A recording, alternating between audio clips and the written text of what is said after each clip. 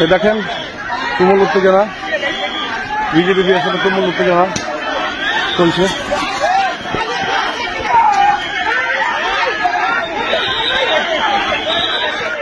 আসসালামু আলাইকুম ওয়া রাহমাতুল্লাহ। প্রিয় দর্শক, চাপাই সীমান্তে তীব্র উত্তেজনা, দুঃখ প্রকাশ করল বিএসএফ। সীমান্তে কাঁটাতারের বেড়ায় কেন কাচের বোতল ঝুলিয়েছে বিএসএফ? আমাদের সুখ শান্তি অনেকের ভালো লাগে না কেন, বললেন মিজানুর রহমান আজহারি। চলুন দেখে আসি বিস্তারিত। চাঁপাইনবাবগঞ্জের শিবগঞ্জ উপজেলার কিরণগঞ্জ সীমান্ত এলাকায় বাংলাদেশে অনুপ্রবেশ করে গাছ কেটে নেয়াকে কেন্দ্র করে দুদেশের বাসিন্দাদের মধ্যে সংঘটিত সংঘর্ষের ব্যাপারে দুঃখ প্রকাশ করেছে ভারতের সীমান্তরক্ষী বাহিনী বিএসএফ। শনিবার দুপুরে উপজেলার বিনোদপুর ইউনিয়নের চৌকা এবং কিরণগঞ্জ বিজিবি সীমান্ত ফাঁড়ির মাঝামাঝি এলাকায় এই ঘটনা ঘটে। বাংলাদেশের সীমান্তরক্ষী বাহিনী বিজিবি স্থানীয়দের সাথে নিয়ে বিএসএফ এবং ভারতীয়দের রুখে দেয়। পরে বিকেল 4টায় বিজিবি এবং বিএসএফ এর মধ্যে পতাকা বৈঠক অনুষ্ঠিত হয়। পতাকা বৈঠকে গাছ কাটার বিষয়টিকে কেন্দ্র করে ঘটা ঘটনায় ক্ষমা সুন্দর দৃষ্টিতে দেখতে বলে বিএসএফ। বৈঠক শেষে 59 বিজিবির অধিনায়ক লেফটেন্যান্ট কর্নেল গোলাম কিবরিয়া বলেন, আমাদের চৌকা এবং কিরণগঞ্জ দুটি বিজিবি ক্যাম্পের মাঝামাঝি স্থানে 177-এর 3S বরাবর বাংলাদেশে কিছু আম গাছ ছিল। বাংলাদেশের আম গাছ কাটাতে গিয়ে ভারত ও বাংলাদেশের নাগরিকদের মধ্যে উত্তেজনার সৃষ্টি হয়। তিনি আরও বলেন, আমরা বিজিবির জনবল বৃদ্ধি করেছি। বিকেল 4:10 বিজিবি এবং বিএসএফ ব্যাটালিয়ন কমান্ডার পর্যায়ে পতাকা বৈঠক হয়েছে। বিএসএফ এর পক্ষ থেকে দুঃখ প্রকাশ করা হয়েছে, বলেছে যে গাছগুলো কাটা হয়েছে অন্যায় হয়েছে, তাদের পক্ষ থেকে তারা এটা ব্যবস্থা নেবে। সম্পূর্ণ বিচার না হওয়া পর্যন্ত আমরা মাঠে আছি, কেউ যেন শূন্য রেখা অতিক্রম না করে। উত্তেজনাকার পরিবেশ প্রশমিত করার জন্য আমরা প্রস্তুত আছি। বিজিবির পাশাপাশি দেশপ্রেমিক জনগণ আমাদের পাশে আছে। পরিস্থিতি এখন নিয়ন্ত্রণে আছে। স্থানীয় বাংলাদেশের অভিযোগ, সীমান্ত অতিক্রম করে বাংলাদেশে ঢুকে পড়ে 5 শতাধিক ভারতীয় নাগরিক এবং বিএসএফ সদস্য। এ খবর ছড়িয়ে পড়ার পর সীমান্তে জড়ো হতে থাকেন স্থানীয়রা, ফলে সৃষ্টি হয় উত্তেজনা। এ সময় দুই দেশের নাগরিকের মধ্যে পাল্টাপাল্টি ধাওয়ার ঘটনা ঘটে। উপস্থিত কয়েকজন বলেন, বিএসএফ সদস্যরা হঠাৎ করে কাঁটাতারের বেড়ার পাশে 5 শতাধিক ভারতীয় নাগরিক নিয়ে আসেন। এক পর্যায়ে তারা বাংলাদেশের ভেতরে ঢুকে পড়েন। এ সময় তারা একাধিক ককটেল ফাটান, পাশাপাশি টিয়ারশেল নিক্ষেপ করেন বিএসএফ সদস্যরা। এদিকে বাংলাদেশ ভারত সীমান্তে কাঁটাতারের বেড়ার বেশ কয়েকটি জায়গায় কাচের বোতল ঝুলিয়ে রেখেছে বিএসএফ। লালমনিরহাট জেলার পাটগ্রাম সীমান্ত থেকে পাওয়া কিছু ছবিতে দেখা গেছে ওই কাচের বোতলগুলো আসলে মদের খালি বোতল। স্থানীয়রা বলছেন ওই খালি বোতলে কি নাকি রেখে দিয়েছে বিএসএফ। তারা আতঙ্কে আছেন এই বোতল ঝোলানোর ঘটনায়।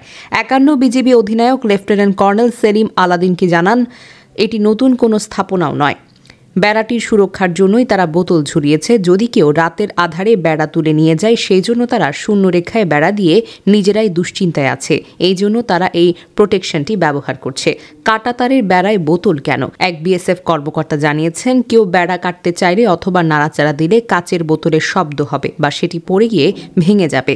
সেই শব্দে কাছাকাছি থাকা বিএসএফ প্রহরী সজাগ হতে পারবেন এবং সেই জন্য এরকম একটা ব্যবস্থা নেওয়া হয়েছে। দিনের বেলায় থেকেও রাতের অন্ধকারে প্রহরীদের সজাগ করার চেষ্টা এই কার্যকর। প্রহরীদের সজাগ করার জন্য বেশ কার্যকর এটা। তিনি বলেন, এটা পাকাপাকি ব্যবস্থা নয় কখনই। স্থানীয়ভাবে এরকম নানা ব্যবস্থা করে নিতে হয় সীমান্তে। যেখানে যেরকম প্রয়োজন সেখানে সেরকম ব্যবস্থা করতে হবে। জনপ্রিয় ইসলামী বক্তা ডক্টর মিজানুর রহমান আজহারি বলেছেন, আবহমান কাল থেকে বাংলাদেশের সাম্প্রদায়িক সম্প্রীতি, আমরা মুসলমান, হিন্দু, বৌদ্ধ, খ্রিস্টান সব মিলিয়ে বাংলাদেশ। আমাদের পারস্পরিক সম্প্রীতি, ভালোবাসা, সৌহার্দ্যপূর্ণ আচরণ, বোঝাপড়া অনেক মজবুত। আমাদের এই সম্পর্কের মধ্যে মাঝে মাঝে ফাটল ধরতে চায়। আমরা যে সুখে আছি, শান্তিতে আছি, অনেকে সেটা ভালো লাগে না। শনিবার দুপুরে লালমনিরহাটের ঐতিহাসিক রেলওয়ে শহীদ সরোয়ার্দী মাঠে এক বিশাল তাফসিরুল কোরআন তিলাওয়াতে তিনি এই সকল কথা বলেন। মাহফিলে প্রায় 10 লক্ষাধিক মানুষের সমাগম হয়েছিল। মূল প্যান্ডেল ছাড়াও মোট 5টি মাঠ প্রস্তুত রাখা হয়েছিল।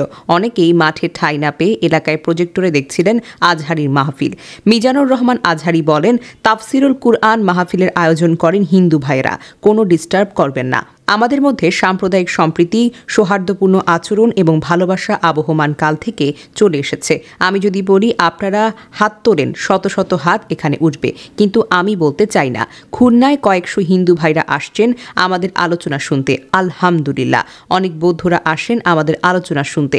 আমাদের অমুসলিম ভাইদের কাছে ইসলামিক সৌন্দর্য তুলে ধরা আমাদের একটি দায়িত্ব। আমরা প্রত্যেকে দায়িত্বশীল। ইসলামের সৌন্দর্য এমন করে ফুটিয়ে তুলতে হবে যাতে করে অমুসলিম ভাইরা কালেমা পড়ে মুসলমান হয়ে যান। তিনি বলেন, দেশের ইতিহাসে হিন্দু মুসলিম দাঙ্গা নেই, আমরা ভাই ভাই। কিছু দুষ্ট লোক আছে, তারা আমাদের সম্পর্কের মধ্যে ফাটল ধরাতে চায়, মাঝে মধ্যে ঝগড়া লাগাতে চায়। পত্রপত্রিকায় দেখা যায় বিভিন্ন ধর্মীয় উপাসনায় হামলা চালানো হয়, বিভিন্ন রাজনৈতিক উদ্দেশ্যে প্রমাণিত। এগুলো ইসলামের কোনো সম্পর্ক নয়। এই জন্য দুর্বৃত্তদের থেকে সাবধান থাকতে হবে।